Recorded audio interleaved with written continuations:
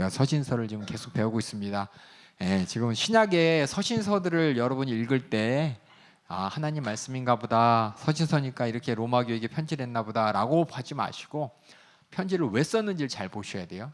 크게 중요한 내용이 있습니다. 물론 이제 중국 내용도 있지만 바울이 로마 교회에게, 또 고린도 교회에게, 또 이후에 에베소서 갈라디아 교회에게, 또 에베소서 빌립보서, 또 골로새 교회에게, 그 위에 또 데살로니가 교회에게, 그의 개인 편지로 디모데에게, 디도에게, 빌레몬에게 썼던 내용들이 우리가 보면 이렇게 편지를 썼던 걸 이렇게 모아서 이렇게 썼나 보다라고 생각하지만, 여러분이 저랑 같이 이제 성경을 보게 되면은 우리가 신앙생활하면서 부닥치는 수많은 문제 가운데 이미 하나님께서는 답을 다 주셨습니다. 어떤 분들은 어떤 대부분 교회들이죠, 성경학교 교재라고 해가지고 여러 가지 믿음에 관하여 소망에 관하여 시작해서 여러 주제별로 이렇게 나눠서 성경 말씀을 잘 배열한 다음에 이제 교육을 하는데, 하나님께서, 저는 그렇게 생각해요. 하나님께서 이미 성경을 통해서 우리 중경을 주신 목적이 그 모든 문제 가운데 어떻게 우리가 신앙생활하면서 예수 믿는 사람이 이 땅에서 신앙생활하는 데에 대해서 문제에 대해서 어떻게 반응하고 해결해야 되는지를 이미 다 말씀을 해주셨습니다. 그래서 여러분들이 신약 성경을 보실 때 그냥 그렇게 편지가 있나 보다가 아니라 뭘 찾으셔, 이것 때문에 이 편지를 썼구나, 이 때문에 이 편지를 썼구나라고 여러분들이 각각 서신서에 조그만 부제들을 여러분이 각각 달아서 보셔야 돼요. 그래야지 여러분들이 성경을 제대로 읽을 수가 있습니다. 로마서가 왜 쓰여든지 여러분 말씀드릴게요. 이미 다 아셨겠지만 우리가 구원을 얻는데 그 구원을 어떻게 이루어졌는지, 공통적으로 우리가 어떻게 구원을 얻게 되었는지, 구원받은 사람 어떻게 살아야 되는지, 어떻게 보면은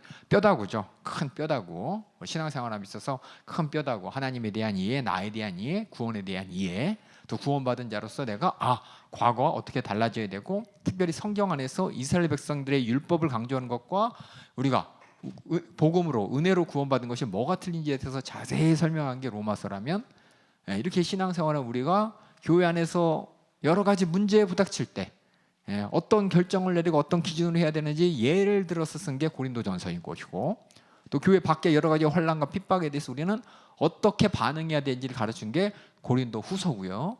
특별히 강조점이 뭐냐, 우리가 어떻게 구원받았는지에 대해서 그 부분만 자세하게 설명한 게 갈라디아서고요. 뭐랑 비교해서? 율법과 비교해서, 율법을 통한 하나님의 말씀과 복음을 통해 하나님의 우리가 구원받은 것이 어떤 차이인지에 대해서 정확하게 설명한 것, 더 자세히 로마서 내용 중에서 더 자세히 설명한 것이 갈라디아서인 것이고, 그 다음에 이제 예수 믿는 가운데 우리가 어떤 마음가짐을 가지고 어떤 심정을 가지고 세상과 반응해야 되는지 가르쳐주는 게 먼저는 에베소서.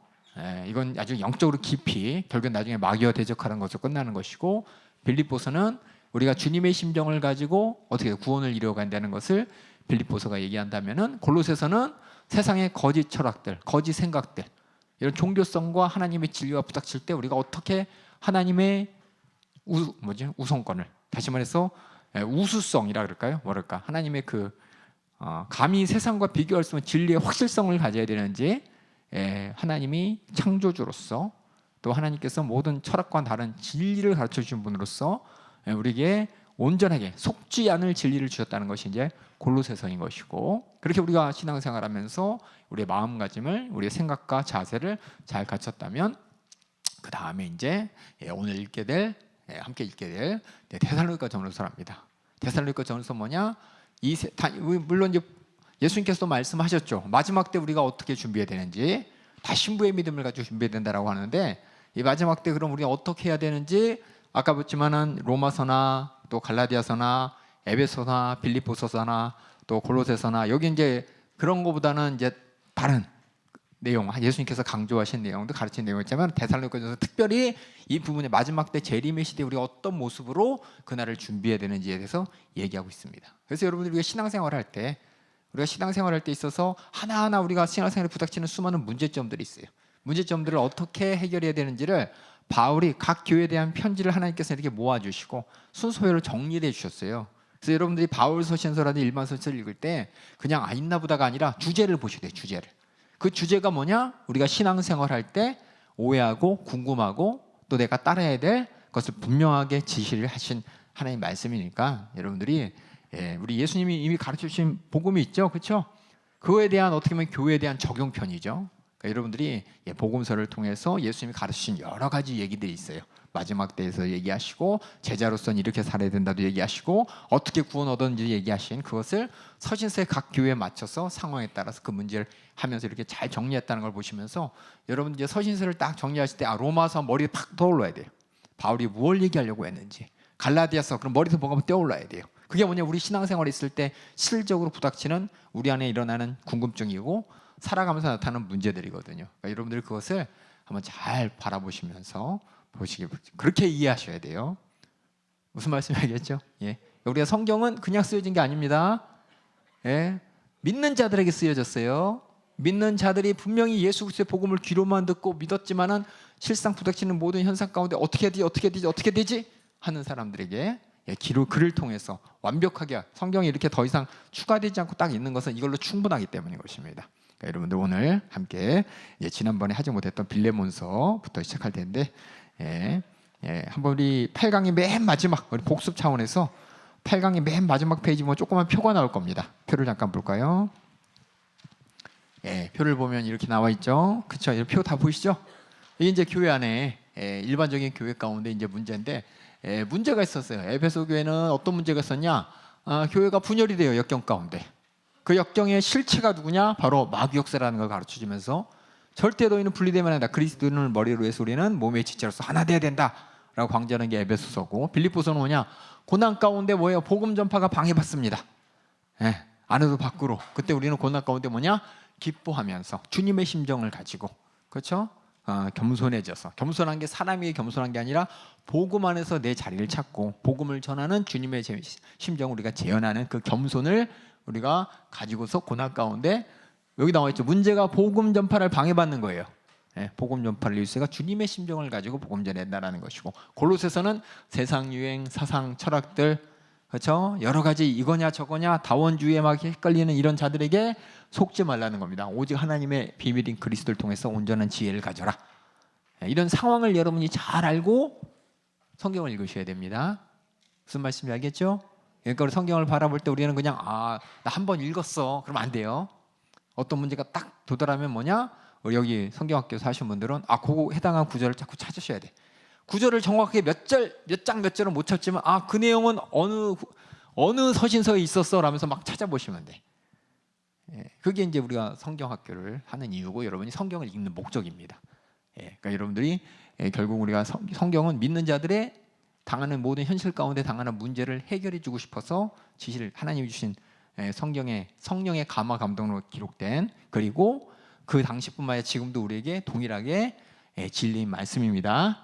그래서 이렇게, 그렇죠? 문제점과 해결책, 이 내용을 여러분이 잘 보시면서 로마서는 어떤 문제가 있고 어떻게 해결했나, 그 가장 크죠, 그렇죠? 복음에 대한 이해가 혹시 흔들릴까봐 잘 정리해주고 싶은 게 로마서가 어떻게 보면 가장 브로드한 어떤 요약서라면 뭐인 것이고, 여러 가지 이런 것들을 잘 보시면서 읽으세요. 아시겠죠? 그럼 성경이 확 보여요. 오늘 이제 빌레몬서 보겠습니다. 특별히 오늘 이제 옥중 서신서를 하고 있는데, 옥중 서신서 중에서 빌레몬서는 개인적인 편지입니다. 개인적인 편지로서 어떤 교회 전체를 향한 것이냐, 어떤 한 사람, 어떤 특별한 사람을 향해 쓰여진 글인데, 여러분이 여러 가지 알겠지만 우리 잠깐 요약을 보면서 이렇게 하도록 하죠. 빌레몬이라는 사람이 있어요. 이 사람은 어디 사는 사람이냐면 에베소에 사는 사람입니다. 에베소에 있는 빌레몬이 있는데, 빌레몬이 종이 있는데 종 이름이 오네시모예요. 오네시모가 탈주를 했습니다. 주인을 떠나서 어떤 학자에 의해서는 주인의 재산을 가지고 도망쳤다 그래요. 그럼 누가 쫓아가야 돼요? 추노가 쫓아가겠죠. 우리가 잘 알고 있는. 추노가 뭔지 아시죠? 피하고 어디까지 왔냐? 로마까지 왔어요. 로마에 와서 바울을 만나서 예수 그리스도의 복음을 받아들이고 이제 예수 믿는 사람이 되었습니다. 예수 믿는 사람이 되었을 때 오네시모에게 바울이 한 얘기가 뭐냐? 너 네 주인에게 돌아가라는 거예요. 주인에게 돌아가서 주인한테 섬기라는 겁니다. 이게 종과 주인, 노예 제도를 합리화하는 게 아니라 사람 간의 화평을 이루고 세상 질서 가운데 각자 위치를 지키기 위해서 오네시모에게 가라는 거예요. 가는데 바울이 편지를 썼죠. 빌레몬에게. 그냥 오네시모를 잡으면 어떻게 돼요? 도망간 종이니까 어떻게 돼요? 엄청나게 벌을 때리겠죠, 그렇죠? 막 우리 뭐 사극 드라마 보면 여기 막 인두색이고, 그렇죠? 막요 인대도 끊고 막 이게 무서운 형벌을 내립니다. 근데 빌레몬에게 편지를 쓰면서 오네시모에 대해서 그리스도의 마음으로 품어주고 사랑해주길 바라고는 심정으로 이렇게 편지를 쓴 내용이 빌레몬서입니다. 그래서 빌레몬을 향해서 이제 1장 1절이 잠깐만 인사라죠. 인사 보면은 야 우리 빌레몬이 누구냐면 나의 사랑하는 동역자라고 돼 있어요. 야 빌레몬아 또 너희 가족에 있는 자들아 여러 사람에게 편지를 하는데 3절에 보니까 은혜와 평경이 너에게 있을지어다 일반적인 편지입니다. 그러고 나서 빌레몬에게 막 칭찬합니다. 내가 항상 감사하고 기도하는 것은 너희의 믿음이 우리 가운데 참 하나님의 선을 알게 하시고 또 하나님께 미치도록 역사하느니라. 성도들이 너 때문에 평안해. 세상 사람들이 세상의 모든 사람들이 너로 말미암아 기뻐. 나도 기뻐. 그러면서 엄청나게 이 빌레몬이 엄청나게 이게 입에 발린 소리가 아니라 신앙생활을 잘하는 사람이었습니다. 본이 되는 사람이었습니다. 그에게 이제 1장 8절부터 간청을 하죠. 바울과 오네시모의 관계가 보면 명할 수 있으나라고 돼 있죠. 그 말은 뭐냐? 바울로부터 복음을 듣고 바울은 이제 은혜로서 섬기는 자가 됐는데 그래서 바울이 명령할 수도 있습니다. 근데 명하지 않겠다는 겁니다. 명령하지 않고 1장 10절에 보니까 내가 너에게 부탁하겠다라는 겁니다. 강구하겠다. 누구를 위해서? 갇힌 중에 낳은 아들 오네시모를. 갇힌다는 뜻은 자기가 감옥에 있습니다. 바울이 감옥에서 바울은 이제 감옥에서 자유롭게 복음 전할 수 있는 자유가 있었죠. 복음 전하는 가운데 오네시모가 바울을 만나고 바울로부터 복음을 들어서 예수 믿는 사람이 되었기 때문에 오네시모를 향해서 갇힌 중에 낳은 아들 오네시모. 이 말은 뭐냐? 내가 감옥에 갇혀 있을 때 내가 복음을 전해서 정말 복음을 받아들인 오네시모를 위해서. 나중에 알고 봤더니 오네시모가 누구예요? 빌레몬이라는 자기가 알고 있는 빌레몬이라는 에베소의 부유한 사람의 종이었던 거예요. 그래서 다시 부탁을 합니다. 내가 저를 너에게 돌려보낼 거야. 그러면서 저를 내게 머물러 두어 내 복음을 위해 갇힌 자 중에 내 대신 나를 섬기게 하고자 하나. 그냥 이렇게 내 옆에서 나 복음 전하는 일에 수중들게 하고 싶으려 하나. 억지로 안 하겠다는 거예요. 자의로 할 것이라는 겁니다. 하지만 뭐예요? 너에게 돌려보낼 거라는 거예요. 그러므로 보낼 때 너를 영접하라는 말을 썼습니다. 그리고 내게 하듯이 좀 제발 영접해주고 그리고 1장 18절을 보니까 저가 만일 내게 불의하였거나 내게 진 것은 이것을 내게 회개하라. 내가 갚아줄게. 잘못 있으면 이렇게 책임지겠다고 얘기하고 그리고 19절에 나 바울이 친필로 쓰니 내가 갚으려니와 너 이외에 내 자신으로 내게 진 빚을 내가 말하지 아니하노라. 그러면서 너도 나한테 빚졌잖아. 은혜에 비쳤잖아. 그러면서 얘기합니다. 그래서 20절에 오 형제여 나로 주 안에서 너를 인하여 기쁨을 얻게 하고 내 마음이 그리스도 안에 평안할 수 있도록 하라. 그러면서 나는 내가 순종함을 확신하는 은혜로 내가 썼느니 내가 나의 말보다 더 행할 줄 아노라. 그러면서 얘를 받아달라고 얘기하죠. 1장 21절 오직 너는 나를 위해 처소를 예비하고 너희 기도로 내가 어디 가든지 주시기를 바라노라 하면서 앞으로의 일을 또 부탁하고요. 이게 뭐냐면 이제 나중에 인사와 축복으로 마무리 인사하고 이 빌레몬에게 이렇게 할 수 있었던 것은 빌레몬과 바울과의 관계, 또 오네시모와 바울과의 관계, 또 오네시모와 빌레몬의 관계, 이 세 명의 관계가 주님 안에서 어떻게 이루어져야 되는지를 보여주는 것으로서 우리 안에서도 마찬가지예요. 우리 안에 어떤 관계인지 빌레몬과 오네시모의 관계처럼 나 속상하게 하는 사람, 나에게 해를 끼친 사람에게 내가 어떻게 해야 되는지 바울이 그 안에서 어떻게든 중재하려고 하고 주 안에서 평안을 누리게 하고 그 모든 문제를 해결하려고 이제 애쓰는 것처럼 우리 어떻게든 교회 사람과 사람 관계 가운데 믿는 사람들은 불의가 있어도 안 되고 불편한 게 있어서 안 되고 오히려 그런 게 있다면 대신 내가 갚아줄 테니까 이 정도까지 가면서 이게 뭐냐? 주님의 마음인 것이고 교회 안에서 하나 되는 마음인 것이고 이것이 세상의 질서와 세상의 법에서는 마땅히 벌을 내려야 되고 세상에서는 마땅히 처분해야 되지만 주 안에서 용서할 수 있는 마음이라는 것을 이 빌레몬서를 통해서 우리가 발견하면서 나는 어떤 사람이냐 보세요. 나는 바울 같은 사람이냐 아니면 오네시모 같은 사람이냐 아니면은 저 빌레몬 같은 사람이냐 바울처럼 중재할 수 있는 사람이냐 아니면 빌레몬처럼 용서할 수 있는 사람이냐 오네시모처럼 정말 죄를 지었지만은 회개하고 돌이켜서 정말 화평을 이룰 사람이냐 누군가 나에게 중재해 줄 때 뭐 중재 안 받으려는 사람도 있어요. 그렇죠?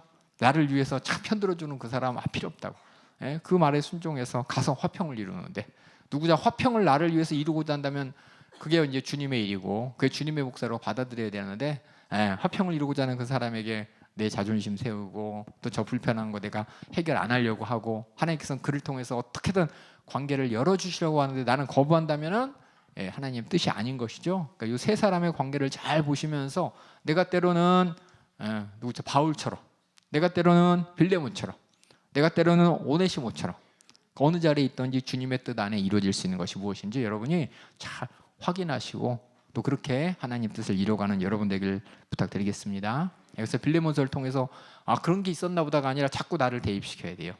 내가 바울과 같은 심정으로 정말 사랑하고 있는가? 빌레몬처럼 이런 권면을 받아들였을 때 용서할 수 있는 사람인가? 오히려 빌레몬처럼 네가 가서 회개하고 네 잘못을 고백하고 화평하라 할 때 내가 정말 잘못한 사람으로서 가서 내 죄를 용서받기를 위해서 갈 수 있는 사람인가? 이런 것들을 여러분이 각각 자리에서 잘 찾아보시면서, 셋 중에 하나예요. 항상 우리는, 그렇죠? 누가, 그렇죠? 용서할 수 있는 사람이냐, 용서를 구할 수 있는 사람이냐, 아니면 가운데서 중재를 할 수 있는 사람이냐, 셋 중에 하나입니다. 우리는, 그렇죠?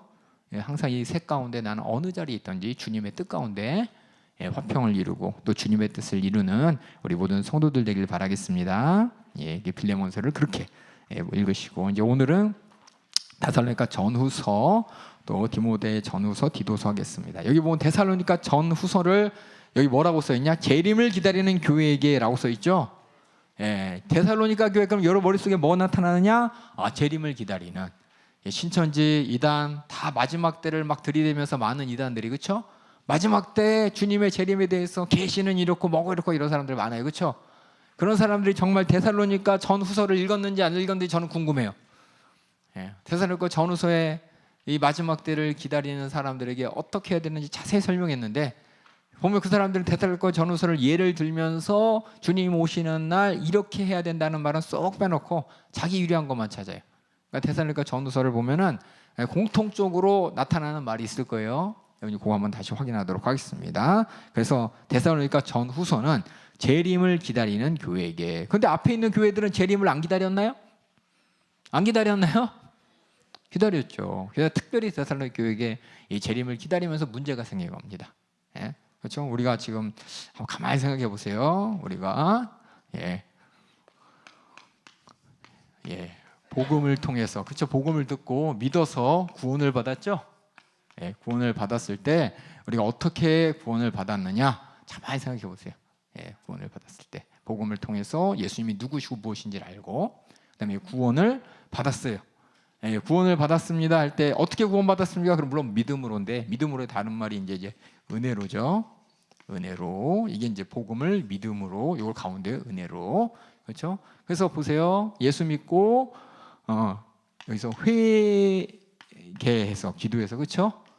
그 다음에 우리가 구원받았을 때는 우리가 그 다음부터 뭐 해야 됩니까? 구원받은 자로서 우리가 해야 될 일이, 예수님이 뭐라 그랬어요? 전도, 맞아요. 전도가 있고, 또 구원받은 자로서 우리가 선한 싸움, 거룩하게 살아야 돼요, 그렇죠?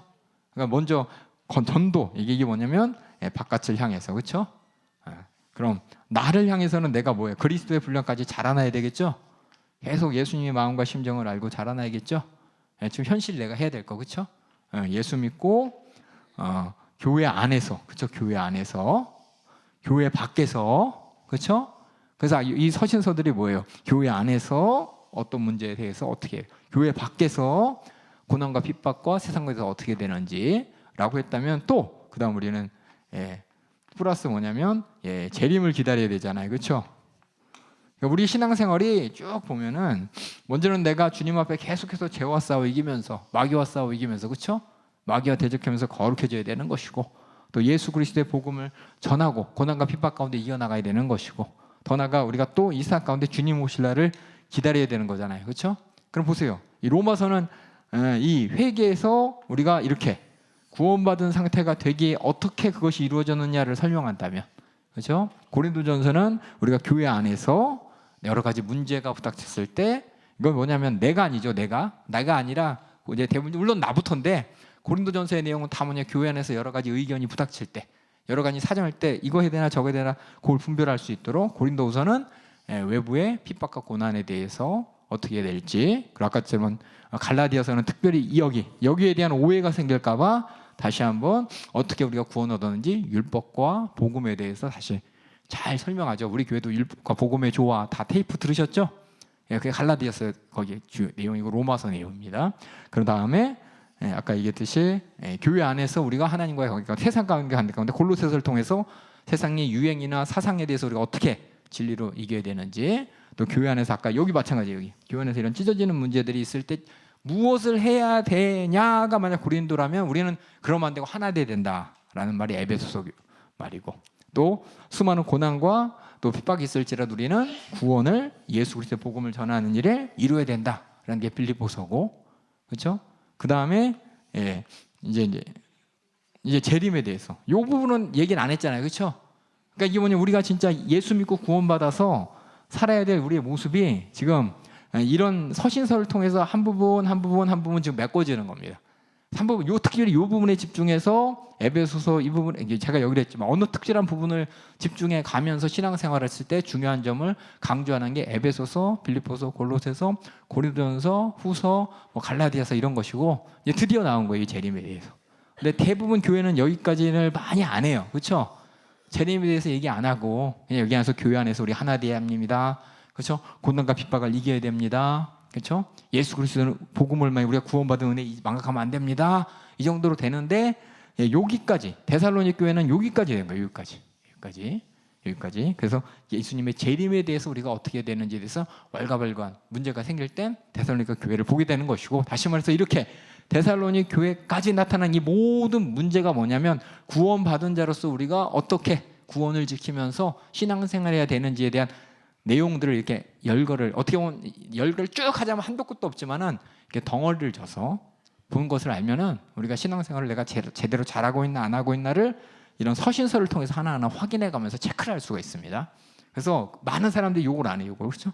요거 안 하고 요 안에서만 해결하고, 또 이단 같은 경우에는 이런 것도 없어요.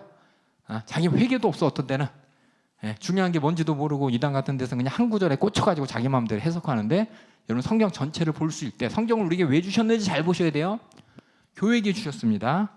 예수 믿고 부활받은 교회가 어떻게 해요? 주님 뜻대로 우리가 신앙생활 잘하길 바라는데, 그럼 우리가 뭘 신앙생활 해야 되냐? 전도하고 예배하고 물론 그런 것도 있지만은 이 안에서 내가 구원에 대해서 온전한 이해가 있어야 되는 것이고, 온전하게 분별해야 되는 것이고, 또 핍박에 대해서 어떻게 반응해야 되는 것이고, 또 이런 상황 가운데 우리가 또 하나님과의 관계 가운데 교회가 하나 돼야 되는 것이고, 아까 얘기했듯이 또 고난 가운데 기뻐하면서 주님의 마음 심령 구원을 이루어야 되는 것이고, 또 세상에 속지 않은 확실한 그리스도의 진리를 가지고 지혜를 가지고 살아가야 되는 것이고, 여기서 또 하나 꼭 있어야 될 게 뭐냐면 재림에 관해서 우리가 확실하게 내가 무엇을 해야 되는지 알고 있어야 됩니다. 재림에 대한 얘기만 들으면서 아냐 모르냐가 중요한 게 아니라 그 재림의 상황 가운데 나는 어떻게 살아야 되느냐.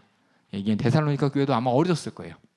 지금 어떤 대부분 교회들이 그거에 대해서 헷갈리고, 예수 믿는 사람들이 막 헷갈리니까 신천지에 호다닥 넘어가죠.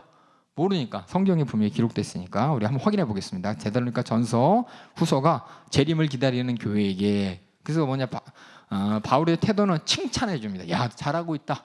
또 하나는 그래, 맞아, 우리 재림을 확실하게 기다려야 돼 라는 말로써 데살로니가 교회에게 칭찬과 더불어서 격려를 하는데, 데살로니가 전서는 먼저는 고난받는 교회에게 칭찬을 합니다. 재림을 기다린다, 이 말은 우리가 신앙생활하면서 고난을 피할 수가 없습니다.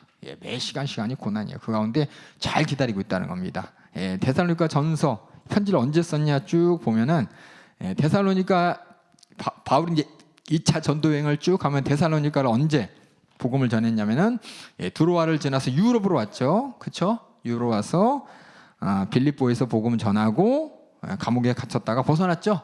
그다음 바로 간 곳이 데살로니가 교회입니다. 데살로니가 교회에서 성경을 가지고 복음을 전하니까 큰 사람들과 또 귀부인들이 막 쫓아다녔습니다. 근데 유대인들이 막 시기하면서, 그렇죠? 야손의 집으로 보내서 바울과 실라를 막 찾고 어떻게 하려고 그랬는데 없으니까는 그 야손, 바울을 잘 섬겼던 야손을 끌고 그냥 관원장한테 갔던데, 관원장은 무리를 바라보면서 어떻게 돈을 받아보려고 이렇게 이용하는 장면까지 나옵니다. 그 다음에 바울이 베레와 지를 떠나서 아덴에 갔다가 뒤에 보면은 다시 고린도에 가서 1년 6개월 체류하면서 그때 쓴 게 데살로니가 전서입니다. 전후서. 그러니까 데살로니가 교회를 급하게 떠났습니다. 그렇죠? 오래 있지 않았어요. 복음 전하는데 많은 사람이 받아들였는데 유대인들의 시기 질투 때문에 다른 곳으로 피했죠. 베레아로 피하고 아데네로 피하고, 그리고 고린도 교회에서 1년 6개월 동안 이제 지내면서 바로 옆에 데살로니가 교회 소식을 들으면서 그들에게 편지를 씁니다. 예, 그 내용이 이제 이게 데살로니가 전후서입니다. 개요를 볼게요. 개요 보면은 데살로니가 전서 맨 처음에 나오는 게 뭐냐면 바울이 개인적인 회고, 어떻게 내가 너희들을 상대했는지에 대한 얘기가 나옵니다. 그래서 맨 처음에 인사가 끝난 다음에 1장 2절부터 10절까지 야, 너희들 참 믿는 자들의 본이다. 믿음 가운데 주님의 재림을 기다리는 게 얼마나 잘하고 있는지 정말 내가 소식을 들어보니까 칭찬할 만하다랍니다. 그러면서 내가 너희를 어떻게 사랑했는지 알지? 유모가 자기 자녀를 기름같이 내가 너희를 그렇게 거기 있는 동안에 그게 너희들을 참 사랑으로 섬겼잖아. 그리고 너희 교회가 참 굳건히 하기를 원하는데 듣다 참다 내가 이렇게 편지를 보낸다라고 하면서 데살로니가 교회랑 바울의 심정이 인사 부분에 나타나요. 그래서 나는 유모처럼 너희를 얼마나 사랑했었냐. 정말 내가 이걸 전할까 말까 참다가 내가 이렇게 펜을 들었다라고 하면서 데살로니가 교회를 향한 마음의 표현을 인사 부분에 한다면은 그 다음에 이제 바울이 그들의 삶에 대해서 권면합니다. 여기 음란을 버려라. 당연한 거 아니야? 그렇죠? 형제를 사랑해라. 당연한 거 아니에요? 그렇죠?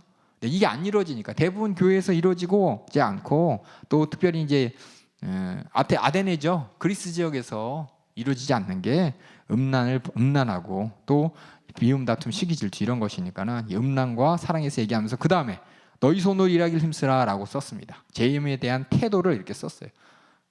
로마서에서는 우리가 세상 가운데 살 때 항상 재림을 염두에 가면서 신앙생활하라라고 썼어요.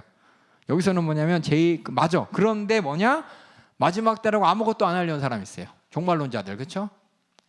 예수님께서도 뭐라 그랬어요? 마지막 때에 대해서 얘기하신 것은, 마지막 대재앙과 심판에 대해서 예고하신 것은 우리가 깨어서 뭐예요? 깨어서 기도하고 깨어서 그날이 왔을 때 내가 주님 앞에 나갈 수 있도록 거룩하게 준비되는 것을 쉬지 말아라라는 얘기입니다. 근데 세상에 하나님 말씀을 오해하면 뭐냐면 그러면 아무것도 하지 말고 그것만 해야 되나라고 하는데 그게 아니라는 거예요. 우리는 주님 오시는 그날까지 뭐냐? 내가 맡은 바 이 땅에서 해야 될 하나님의 질서를 지켜야 됩니다. 하나님 질서가 뭐냐면 수고해서 땀 흘려서 먹고 마시는 겁니다. 하나님이 태초에 창조 때 지은 인류의 인간에게 준 창조의 질서는 뭐냐? 수고하고 땀 흘려서 먹고 사는 거예요. 근데 마지막 때라고 해서 사람들이 어때요? 나쁜 사람들은 어떤 사람이냐? 빚 얻고, 그렇죠? 빚을 많이 얻어. 주님 오시면 뭐 이딴 것도 아무것도 아닌데. 이 사람은 수고하고 힘쓰는 사람 아니죠, 그렇죠? 이거 뭐냐면 윤리적으로 도덕적으로 잘못된 마음인데, 이것을 주님이 오신다는 것을 빙자해서 이 죄를 합리화시키려는 사람 마음. 우리 안에서 다 알아요, 잘못됐다는 거. 아닌 거 알면서도 그걸 합리화시키는 거예요. 그게 누가 그러냐? 잘못된 이제 이단들, 종말론주의자들이 그런 식으로 해서 야, 다 팔아, 갖고 와, 다 팔아서 갖고 와가지고 우리 저쪽에 숨어가지고 거기서 숨어서 기다리면서 그 돈 갖고 뭐 주님 오실 날 준비하자라는 이단들 많잖아요, 그렇죠? 얘기 많이 들어보셨죠? 무슨 동산이다 뭐 만들면서 외국으로도 가서 막 그렇게 하더라고요. 이것이 정말 하나님이 원하는 뜻이냐 아니냐 여러분이 잘 분별하셔야 됩니다. 예수님께서도 말씀하셨죠? 주님 오시는 그날에 무슨 일을 하느냐? 두 사람이 함께 맷돌 갈다가, 그렇죠? 두 사람 함께 뭐 하다가요? 밭을 갈다가, 그렇죠? 맷돌 돌리다가. 그게 뭐냐면 이 땅에서 하나님의 질서 가운데 수고하고 땀 흘려서 내가 이 땅에서 육신을 유지하고 또 주님께 영광을 돌리며 살아야 될 삶을 살아가는 겁니다. 살아가다가 뭐냐? 주님이 딱 오신 날 우리가 들림 받는 거지. 그거 다 아무것도 안 하고 그냥 산으로 들어가고, 물론 이제 마지막에 대재앙일 때 피하고 도망갈 때 있지만은 분명히 마지막까지 우리는 뭐냐? 내가 이 땅에서 해야 될 일 하라고, 삶의 질서를 잘 지키라는 거예요. 내 손에서 일하기를 힘쓰라. 재림 때라도 이 땅에 해야 될 일을 질서 있게 이뤄야 된 것을 얘기하는데, 이걸 이제 많이 신천지라든지 그 밖에 다른 이단들은 마지막 종말론을 내세우면서 사람들을 미혹하고 현혹하는 게 하나님의 뜻 아닌 걸 합리화시키는 겁니다. 데살로니가 전후서 안 읽어요. 어느 부분만 읽냐? 주님 강림하신다 그 얘기만 읽지 그 안에 들어있는, 그렇기 때문에 너희가 규모 있게 일해야 된다, 너희 손으로 일하기를 힘써야 된다라는 말을 쏙 빼놔. 여러분이 정신 바짝 차리셔야 돼요. 마지막에 이런 거 속으면 안 돼요. 예, 이런 사람 많죠. 얼마나 육신의 생각은 편해요. 어차피 주님 오실 거면 뭐 이 땅에 뭐 아무것도 안 해도 되네. 그렇죠. 물론 이제 부를 쌓고 막 이러면서 치부하면서 영혼에 대해서 무관심한 채 그냥 이 땅 이것만 바라보는 건 안 되지만 이 땅에 내 육신을 보존하고 또 내 물질을 가지고 주님을 위해 써야 돼. 그런 모든 사정 주님께서 맡겨진 일에 근면 성실하게 내 손으로 일하기를 힘쓰라고 했습니다. 아마 안 그랬나 봐 데살로니가 교회가. 우리 인간하고 똑같아요. 지금하고 똑같아. 그렇죠? 예, 아주 그냥 혹하죠. 더 이상 일 안 해도 돼. 그냥 오면 다 끝나. 그렇죠? 마치 천국이 무슨 투기하는 것처럼, 주식 사는 것처럼, 비트코인 사는 것처럼, 투자해. 거기다 투자해. 빚 얻어서 투자해. 내가 감당할 수 있는 걸 해야지. 그러니까 많은 분들이 오해해. 어떤 분들이냐면 우리 교회가 이제 건축할 때 빚을 얻어서 전세금을 빼서 이렇게 막 다 들여서 주님의 건물을 세웠습니다. 얘기가 뭐냐? 그분들이 우리 연세중앙교회에서 다 내팽개치고 그냥 교회 건물 짓는데 이게 한 게 아니라 다 갚으셨어요. 그 빚을. 예? 자기가 얻을 수 있는 빚을 빚져서 건축원금 드리고 자기 생애를 통해서 다 갚아내셨어요. 이 땅에서 해야 될 질서를 다 이루시면서 뭐요? 하나님 뜻 이루고 건축원금도 내고 성경원금도 내고 주님 뜻 이뤘는데 많은 사람이 오해하는 게 그냥 빚 얻어서 한 다음에 그 뒤는 뭐 나 몰라 하나님이 하시겠지. 이렇게 하나님을 오해하는 사람들이 많아요. 우리는 그런 거에 대해서 우리가 누가 칭찬한다고 대단하다고 그것만 바라보면 되는 것이 아니라 우리가 정말 하나님의 뜻이 무엇인지 잘 분별하셔야 됩니다. 여러분이 속으면 안 돼요. 마지막에 다 팔고 와. 우리는 주님의 사람으로서 우리끼리 기업을 이뤄야 돼. 그러면서 예수 믿는 사람이 똘똘 뭉쳐가지고 전기장판 갖다 팔고 옥장판 갖다 팔고 그런 사람들도 있더라고요. 이런 거에 현혹되면 안 됩니다. 그 다음에 두 번째, 그리스도 안에서 죽은 자들에 관해서 강림을 기다리는데 주님이 금방 오신다 그러는데 이제 시간이 지나면서 이제 늙어서 죽잖아요, 그렇죠? 그런 분들은 어떻게 될 것이냐? 그 사람들 다시 만나게 될 것이다. 부활해서 다시 만나기 때문에 우리는 다시 만난 날을 바라보면서 우리가 서로 위로하라라고 되어 있습니다. 이거 장례식장 가면 우리가 항상 그렇게 위로하죠. 여러분들이 이렇게 위로하시고, 그 다음에 세 번째로 주의 날에 대해서 예수님이 하신 말씀 똑같이 얘기하죠. 주의 날이 도적같이 임할 것이니 깨어 근신하면서 우리가 서로 하나님 뜻이 무엇인지 잘 분별하면서 서로 권면하고 서로 하나님 기쁘신 덕을 세워야 된다라고 얘기하고, 거룩한 삶에 대해서 얘기합니다. 세상 권세에 대해서 교회 안에서 우리 어떻게 하냐? 서로 귀히 여기며 화목할 것을 권면합니다. 세상 권세에 대해서 무시하지 말고, 우리 로마서에서도 얘기했죠. 존중하라 그랬죠. 하나님께서 이 땅에 하나님의 은혜와 질서를 유지하게 해놓은 하나님의 일꾼이기 때문에 존중하라고 되어 있습니다. 그래서 데살로니가전서 5장 12절 13절 한번 다 같이 읽어보겠습니다. 여기 나와 있는 대로 시작. 수고하고 주 안에서 너희를 다스리며 권하는 자들을 너희가 알고 저희 역사로 말미암아 사랑에서 가장 귀한 여기며 너희끼리 화목하라 라면서 세상 권세와 교회 안에서 우리가 서로 귀하게 여기고 화목할 것을 권면했습니다. 그리고 하나님이 기쁘시게 하는 일을 행할 것을 권면하는데 그게 뭐냐면 선을 쫓으라 그랬습니다. 선은 뭐냐? 세상의 윤리적 선이 아니라 하나님이 보실 때 힘이 좋았다고 할 수 있는 하나님 입장에서의 선입니다. 하나님이 좋아하시고 원하시는 것을 이뤄가자는 겁니다. 이를 위해서 우리가 항상 기뻐하고 쉬지 말고 기도하고 범사에 감사하라. 이것이 그냥 막무가내로 그냥 그냥 기쁜 게 아니라 구원의 기쁨을 잃지 말고, 그렇죠? 기도하여 주님의 지원으로 우리가 살아가면서 모든 것이 주님의 안에서 뜻대로 이루어졌으면 감사할 수 있는, 그냥 범사에 감사라 그러니까는 그래 감사해 원망보다 낫지 이게 아니라 하나님께서 모든 것을 주관하시 은혜 가운데 책임져 주심에 감사하는 겁니다. 그 맺는 말로는 평강의 하나님이 친히 너희로 온전히 거룩히 하시고 또 너희 온 영과 혼과 몸이 주 예수 그리스도를 강림하실 때 흠없게 보존되도록 원하노라. 이거 다른 말로 이제 다른 성경에서 신부의 믿음으로 준비하라고 요한계시록에 이렇게 돼 있고요. 이렇게 우리가 맺는 말로써 마지막 때에 대해서 오해하면 안 됩니다. 다시 말씀드리면은 이단들이 제일 읽지 않는 말이 네 손으로 일하기 힘쓰라 이런 거 잘 안 읽어요. 하나님께서 이 땅에서 또 세상의 권세에 대해서 교회 안에서 서로 귀히 여기며 화목해라 이거 잘 안 읽어요. 그냥 마지막 때만 탁 내놓고 이러니까 너희들 다 필요 없어. 마지막 때 들림 받는 게 제일 중요해. 그러니까는 집도 떠나고 하는 일도 그만두고 이리 와서 우리끼리 모여서 기도해야 돼라고 하면서 그리고 담임 선교회 그렇게 사기쳐가지고 수많은 사람들 재산 다 뺏어가고 그랬죠. 여러분들이 이런 거 속으면 안 돼요. 하나님이 깊으신 뜻이 무엇인지도 모르고 하나님 말씀이 무엇인지도 모르고 왜냐 성경 안 읽어서 그래요.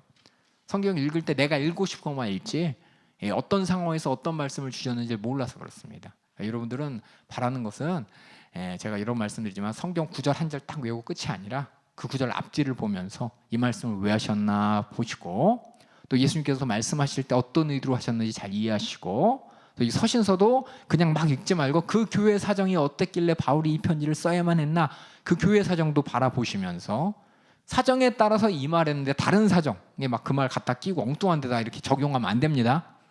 적용 잘 하셔야 돼요. 그다음에 데살로니가 후서 보겠습니다. 후서는 뭐냐? 재림을 기다리며 고난받는 교회에게 아까는 확신을 줬는데 똑같이 확신을 주면서 격려합니다. 그래서 여기 보면은 똑같아요. 인사하고 1장 3절 4절에 핍박과 환난 중에 인내와 믿음을 가진 데살로니가 교회를 격려하고 있습니다. 5절에서는 하나님에 대해서 하나님은 공의로우신 분으로서 주의 강림하는 날 분명한 심판이 있다고. 심판이 있다 그 말은 뭐냐면 두려워 말라는 겁니다.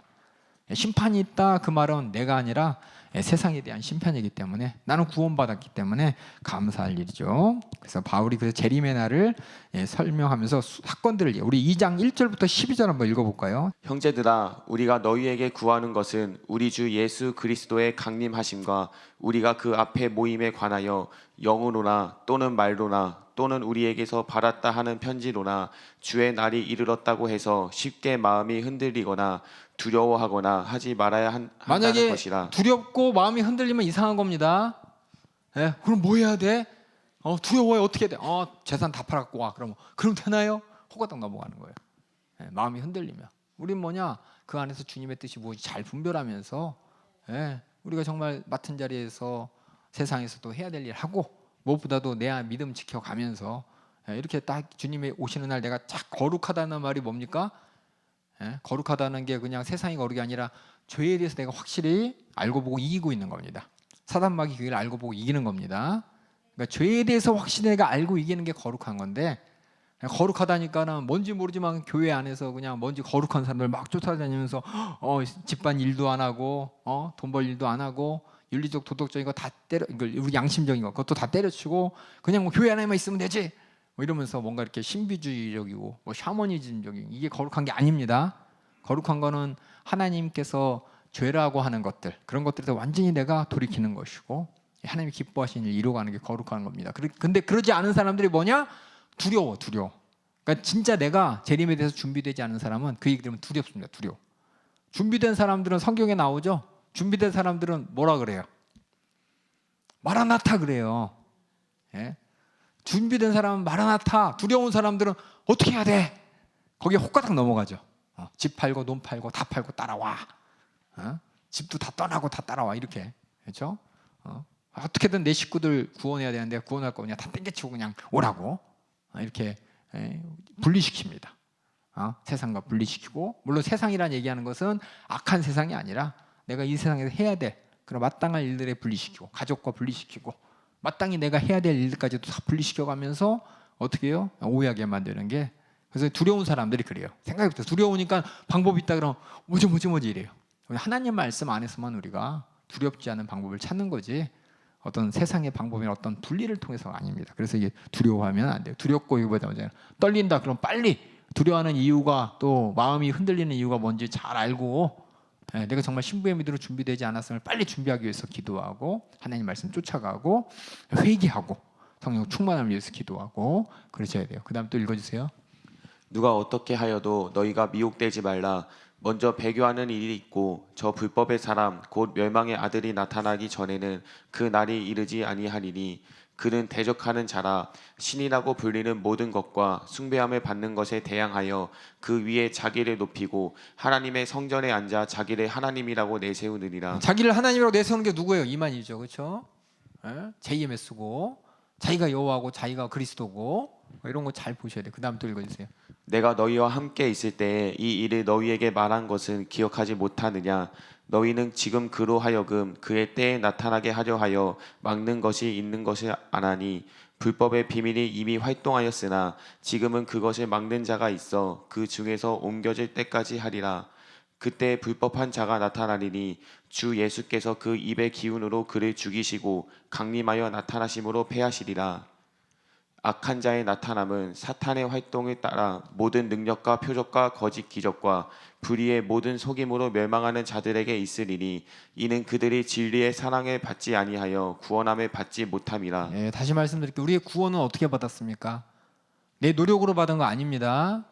예, 은혜로 받았어요. 그래서 주님 오시는 그날도 기다리는 것이 내가 노력해서 뭔가 준비하는 것이 아니라 은혜 받았으면 내가 충분히 알고 은혜 주신 하나님을 향해서 은혜 받은 자의 태도로, 그렇죠? 그 큰 애가 너무 크기 때문에 내가 어쩔 수 없이 내가 주님을 위해서 시간과 물질을 드리는 게 아니라 기쁨으로 다 이렇게 주님을 기쁘시게 할 수 있는 이유가 있기 때문에 시간도 드리고 물질도 드리고 이렇게 신앙생활을 하는 건데, 마지막 때 되면 두려움에 이렇게 사로잡히게 만들어서 두려움을 벗어나기 위해서 하나님의 은혜가 아니라 뭐예요?